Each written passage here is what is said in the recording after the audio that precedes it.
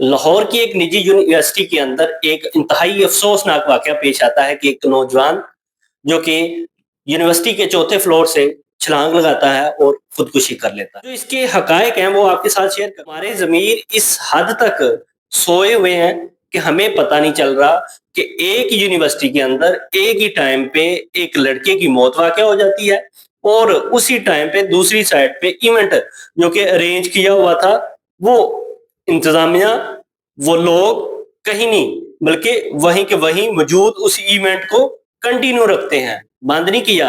इतनी ज़हमत भी नहीं किसी ने की कि हम थोड़ी देर के लिए या फिर उसको 1-2 दिन के लिए डिले कर दें, लेकिन ये ऐसा नहीं हुआ। ये वाक़या क्यों पेश आता है जी?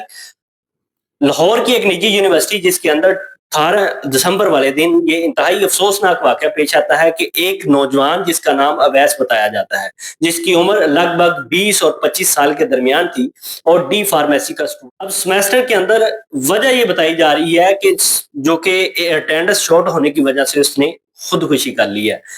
अब डी फार्मेसी की अटेंडेंस का रूल ये था कि अगर सेमेस्टर के 4 सब्जेक्ट हैं, तो चारों की अटेंडेंस आपकी पूरी होनी चाहिए।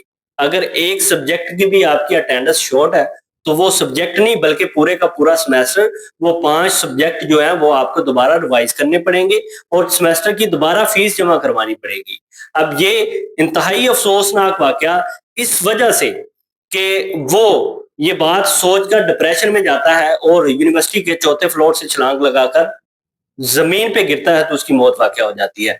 और उसी टाइम इसमें एक नहीं 2 पहलू नज़र आ रहे हैं कि अगर देखा जाए, एक तरफ वो नौजवान जो कि खुदकुशी कर ली, लेकिन जो एक तरफ इवेंट हो रहा है यूनिवर्सिटी के अंदर वो बंद नहीं हो सका।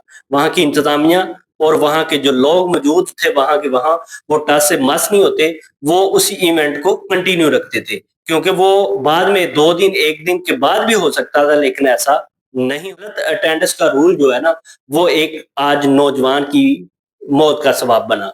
इस तरह के व्लॉग देखने के लिए मेरे चैनल को सब्सक्राइब करें। अल्लाह हाफ़िज़।